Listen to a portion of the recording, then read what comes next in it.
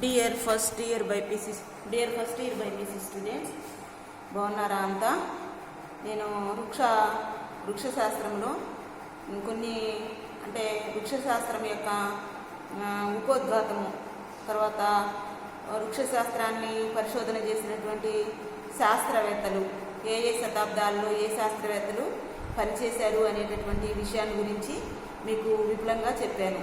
అయితే వృక్షశాస్త్రం యొక్క పరిధి, వృక్షశాస్త్రము పరిధి ఏంటంటే వృక్షశాస్త్రంలో ఉండేటటువంటి వివిధ రకాలైనటువంటి శాఖలు ఏ విధంగా పనిచేశాయి, ఎట్లా దాని యొక్క కృషి జరిగింది వృక్షశాస్త్రంలో అనేటటువంటిది ఇప్పుడు తెలుసుకుందాం. మొట్టమొదటి ఏంటంటే వృక్ష శరీర ధర్మశాస్త్రము, ప్లాంట్ ఫిజియాలజీ అంటాం దీన్ని.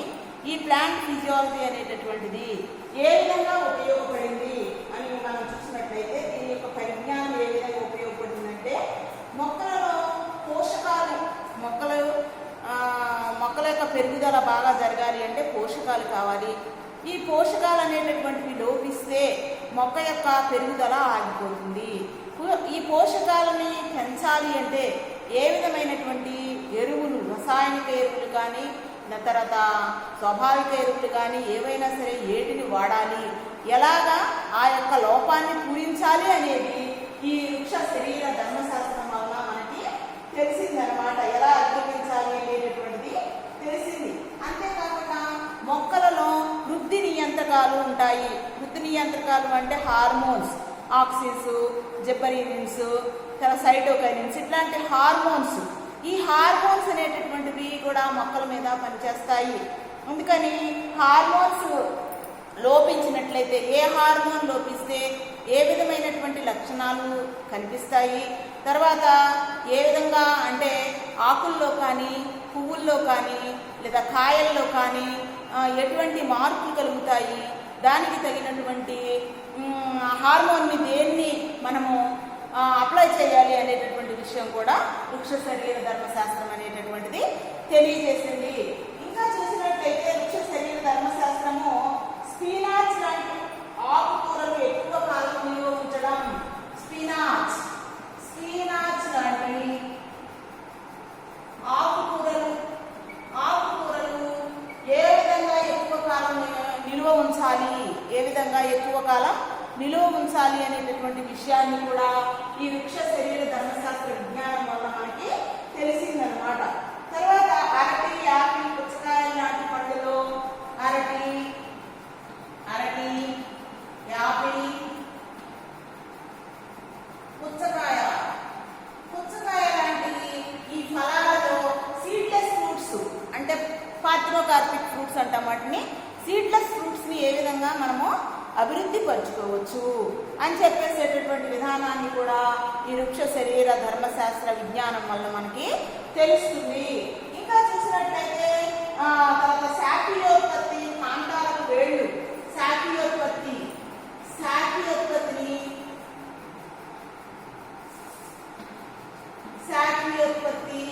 ఏ విధంగా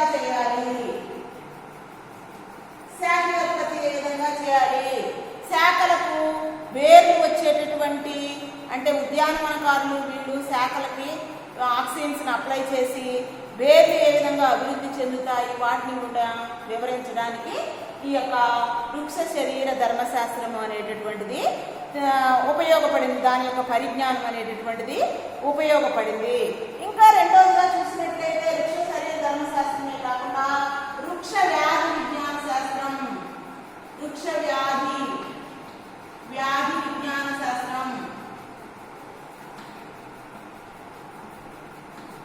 వృక్ష వ్యాధి విజ్ఞాన శాస్త్రం అనేటటువంటిది ఇది కూడా ఏ విధంగా మనకి ఉపయోగపడింది, ఏ విధమైనటువంటి జ్ఞానాన్ని అందించింది అంటే మొక్కల్లో వచ్చేటటువంటి అనేక వ్యాధుల్ని ఏ విధంగా నిర్మూలించాలి, జన్యు చికిత్స, జెనెటిక్ ఇంజనీరింగ్, ఇట్లాంటి కొత్త పద్ధతులు కూడా ఈ వృక్ష వ్యాధి విజ్ఞాన శాస్త్రం అనేటటువంటి విజ్ఞానం ద్వారా మనకి అందించడం అనేటటువంటి జరిగింది. ఇంకా చూసినట్లయితే వాణిజ్యపరంగా ఉన్నటువంటి కలప, కాఫీ, నారలు ఇట్లాంటి వాటి యొక్క ఉత్పత్తి కూడా ఏ విధంగా చేయాలి అనేటటువంటి కూడా ఈ యొక్క విజ్ఞానం అభివృద్ధి పొందడం వలన తెలిసింది. తర్వాత చూసినట్లయితే ఇంకా జట్రోపా, తర్వాత పుంగామ, ఇట్లాంటి బయోడీజిల్ ప్లాంట్స్ అన్నమాట.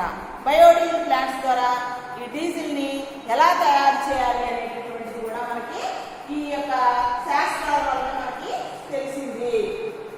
తర్వాత సూక్ష్మ జీవనాశకాలైనటువంటి పెన్సిలిన్ ఏ విధంగా అభివృద్ధి చేయాలి, ఆ శిలీంధ్రాల నుంచి పెన్సిలిన్ని ఏ విధంగా తయారు చేయాలి అనేటటువంటిది కూడా మనకి దీనివల్ల తెలిసిందనమాట. అయితే వృక్ష శాస్త్రంలో రకరకాలైనటువంటి శాఖలు ఉన్నాయి. ఆ శాఖలు ఒక్కొక్కటి కూడా వృక్షంలో ఉండేటటువంటి భాగాల గురించి వివరించడం అనేటటువంటిది జరుగుతుంది. మొట్టమొదటి చూసినట్లయితే ఒకటి స్వరూప శాస్త్రం. స్వరూప శాస్త్రం స్వరూప శాస్త్రంలో రెండు ఉన్నాయి. అదేంటంటే బాహ్య స్వరూప శాస్త్రం, రెండోది అంతర స్వరూప శాస్త్రం. అంటే స్వరూప శాస్త్రాన్ని ఇంగ్లీష్లో మార్ఫాలజీ అంటాము. అది ఎక్స్టర్నల్ మార్ఫాలజీ, ఇంటర్నల్ మార్ఫాలజీ అని అంతర స్వరూప శాస్త్రం అని రెండు రకాలుగా విభజించవచ్చు. అయితే స్వరూప శాస్త్రం అనేటటువంటిది దేన్ని తెలియజేస్తుంది? వేరు, కాండము, పత్రాలు, పుష్పాలు, వీటి యొక్క ఆకారాలు, వాటి గురించి ఈ స్వరూప శాస్త్రం అనేటటువంటిది తెలియజేస్తుంది అన్నమాట. తర్వాత విత్తనాలు వాటి స్వరూప లక్షణాలు, తర్వాత అంతఃస్వరూప శాస్త్రం అయితే వివిధ భాగాల అంతర్నిర్మాణాలు తెలియజేస్తుంది. అంతఃస్వరూప శాస్త్రము వివిధ భాగాల యొక్క అంతఃస్వరూపం ఏ విధంగా ఉంటుందో తెలియజేస్తుంది. తర్వాత రెండో చూసినట్లయితే ఇప్పుడు మనం చెప్పుకున్నాం కదా వృక్ష శరీర ధర్మశాస్త్రం. వృక్ష శరీర ధర్మశాస్త్రం వృక్ష శరీర ధర్మశాస్త్రం అనేటటువంటిది వృక్షం లోపల ఉండేటటువంటి కణజాలాలు, వాటి యొక్క పనులు, అట్లాగే మనకి వేరు యొక్క విధులు, కాండం యొక్క విధులు, ఆకులు ఏ విధమైనటువంటి పనులు చేస్తాయి, మరి తర్వాత ఇట్లాగా అంతరంగం లోపల ఉండేటటువంటి అవయవాలను గురించి, కణజాలాల గురించి, వాటి గురించి తెలియజేసేటటువంటి శాస్త్రాన్ని ఏమంటామంటే వృక్ష శరీర ధర్మశాస్త్రము అని చెప్పేసి అంటామన్నమాట. ఇది కూడా మనకి ఇది కూడా చాలా వరకు వృక్ష శాస్త్రాన్ని అభివృద్ధికి చాలా ఉపయోగపడింది. అందులో ఉన్నటువంటి శాఖలో ఇది కూడా ఒకటి. కణశాస్త్రము మూడోది ఏంటంటే కణశాస్త్రం. కణశాస్త్రం అనేటటువంటిది కణం గురించి తెలియజేయడానికి ఉపయోగపడింది. కణాలు అంటే వృక్ష కణాలు అన్నమాట. వృక్ష కణాల గురించి వివరించడానికి వీలు పడింది కణశాస్త్రం అనేటటువంటిది.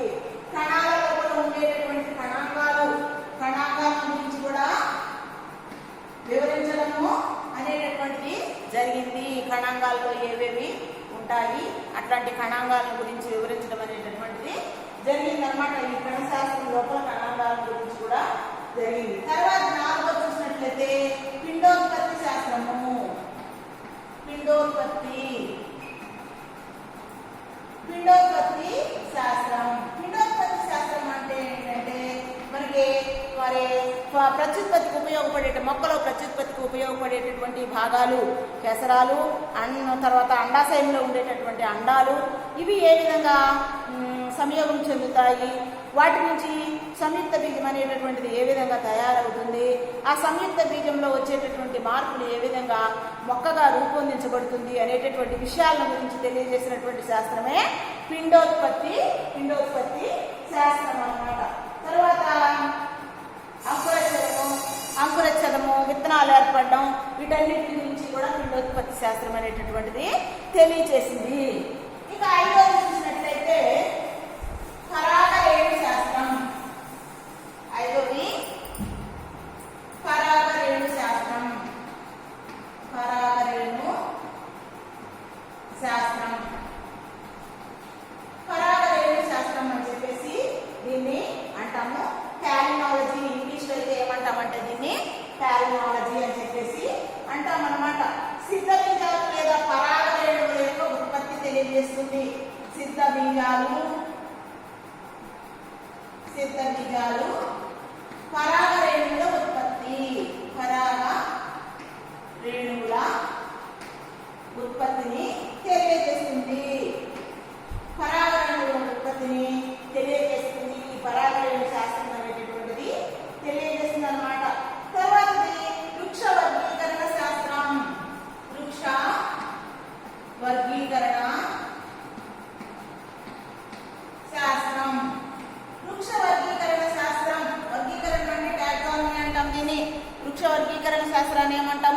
టాక్సానమీ అని చెప్పేసి అంటాం. ఇక్కడ వర్గీకరణ అంటే క్లాసిఫికేషన్.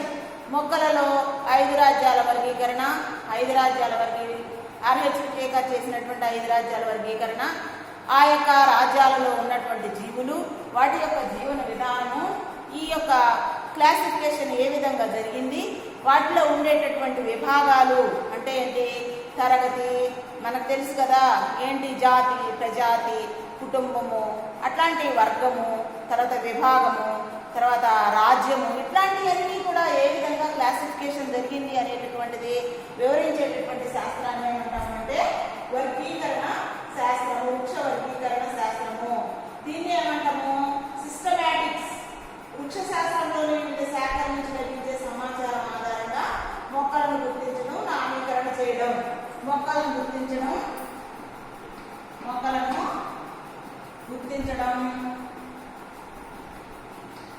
నామీకరణ చేయడం, ఇవన్నీ కూడా వృక్ష వర్గీకరణ శాస్త్రము వివరించడము జరుగుతుంది. వృక్ష వర్గీకరణ శాస్త్రం వివరించడం జరుగుతుంది అన్నమాట. తర్వాత వృక్ష ఆవరణ శాస్త్రం, ఇకాలజీ. వృక్ష ఆవరణ శాస్త్రం, వృక్ష ఆవరణ శాస్త్రం. ఇది వృక్షాలకు అంటే మొక్కలకు ఆవరణానికి మధ్య ఉండే సంబంధాన్ని తెలియజేస్తుంది. మొక్కలకు చుట్టూ ఉండే ఆవరణానికి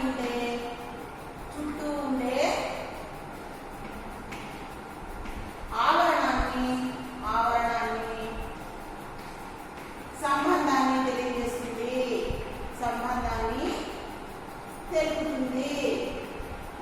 దీన్ని ఏమన్నాము టాక్సానమీ అంటే వృక్ష ఆవరణ శాస్త్రం. టాక్సానమీ ఇకాలజీ, ప్లాంట్ ఇకాలజీ అంటాము. ఇది మొక్కల చుట్టూ ఉండేటటువంటి ఆవరణానికి ఉన్నటువంటి సంబంధాన్ని తెలియజేస్తుంది అన్నమాట. వృక్ష ఆవరణ శాస్త్రము 7. 8వది ఏంటయ్యా అంటే తర్వాత పురావృక్ష శాస్త్రము. తర్వాత 8 పురావృక్ష శాస్త్రం. పురావృక్ష శాస్త్రం దీన్ని ఏమంటాం, పురావృక్ష శాస్త్రం ప్యాలినాలజీ అంటాం. దీన్ని ఏమంటాం ఇంగ్లీష్లో దీన్ని ఏమంటాం, పురావృక్ష శాస్త్రాన్ని ప్యాలినాలజీ అని చెప్పేసి అంటాం అన్నమాట. అంతరించిపోయినటువంటి శిలాజాల గురించి తెలియజేస్తుంది. అంతరించిన జీవుల శిలాజాలు వాటి యుగం, ఏ యుగంలో ఈ శిలాజాలు బయటపడ్డాయి, వాటి యుగము, లక్షణాల గురించి తెలుపుతుంది. ఇది ఏంటది పురావృక్ష శాస్త్రము. పురావృక్ష శాస్త్రము అనేటటువంటిది. తర్వాత చూసినట్లయితే 9వది జన్యు శాస్త్రము. 9వది జెనెటిక్స్ అంటాం. జన్యు శాస్త్రము జెనెటిక్స్ అంటాం కదా. జన్యు శాస్త్రాలు ఏమంటాం, జెనెటిక్స్ అంటాం. జన్యువుల నిర్మాణము, వాటి సంశ్లేషణ, జన్యువుల నిర్మాణము, వాటి సంశ్లేషణ,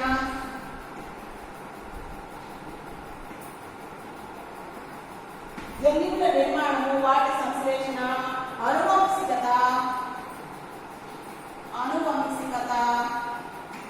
ఉత్పరివర్తనాలు,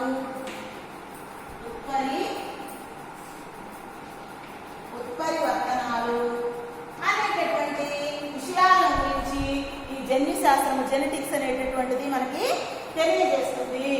జన్యువులు, మొక్కల్లో ఉండేటటువంటి జన్యువుల నిర్మాణము, వాటి సంశ్లేషణ, అనువంశికత, తర్వాత ఉత్పరివర్తనాల గురించి తెలియజేసేటటువంటి శాస్త్రం ఏంటంటే జన్యు శాస్త్రము.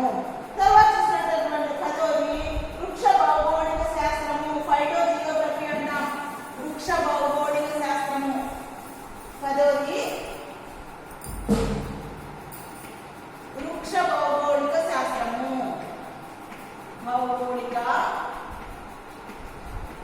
శాస్త్రం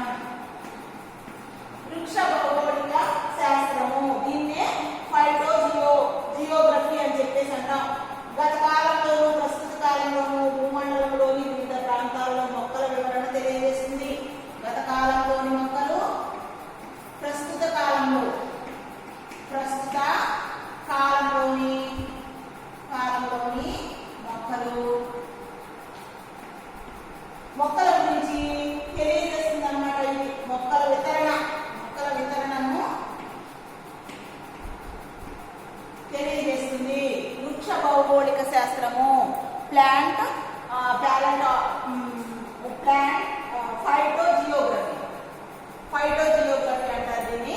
గత కాలంలో ఉన్నటువంటి మొక్కలు, ప్రస్తుత కాలంలో ఉన్నటువంటి మొక్కల యొక్క వితరణను గురించి తెలియజేసేటటువంటి శాస్త్రమే వృక్ష భౌగోళిక శాస్త్రము అని చెప్పేసి అంటాం అన్నమాట. తర్వాత వృక్ష వ్యాధి విజ్ఞాన శాస్త్రం, వృక్ష వ్యాధి శాస్త్రం, ప్లాంట్ ప్యాలెంటాలజీ, వృక్ష వ్యాధి శాస్త్రం, వృక్ష వ్యాధి శాస్త్రం అన్నమాట. ఇది మొక్కలలో వ్యాధి కారకాలు, వ్యాధి లక్షణాలు నియంత్రణ. మొక్కలలో వ్యాధి కారకాలు, లక్షణాలు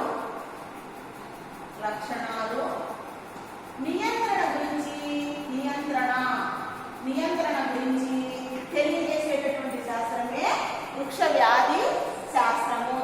దీన్ని వృక్ష వ్యాధి శాస్త్రంలో మొక్కలలో ఏ రకమైనటువంటి వ్యాధులు వస్తాయి, వాటికి సంబంధించిన కారకాలు ఏంటి, వాటి లక్షణాలు ఎలా ఉంటాయి, వాటిని మనం ఏ విధంగా నివారించవచ్చు, ఆ విషయాల గురించి తెలియజేసేటటువంటి శాస్త్రమే వృక్ష వ్యాధి శాస్త్రము అని చెప్పేసి అంటాం అన్నమాట. వృక్ష వ్యాధి శాస్త్రము అని చెప్పి అంటాం. ప్లాంట్ ప్యాథాలజీ, ప్లాంట్ ప్యాథాలజీ, దీన్ని ఏమంటాము? ప్లాంట్ ప్యాథాలజీ అంటాం అన్నమాట. ఇంకా తర్వాత చూసినట్లయితే శైవల శాస్త్రం ఉంది. శైవల శాస్త్రము ఆల్గేస్, శిలీంద్ర శాస్త్రము ఫంగీస్ గురించి తెలిపేటటువంటి శాస్త్రాన్ని ఫంగీస్ అని చెప్పేసి మనము అన్నాం అనమాట. ఫంగీస్ గురించి తెలియజేసేటటువంటివి.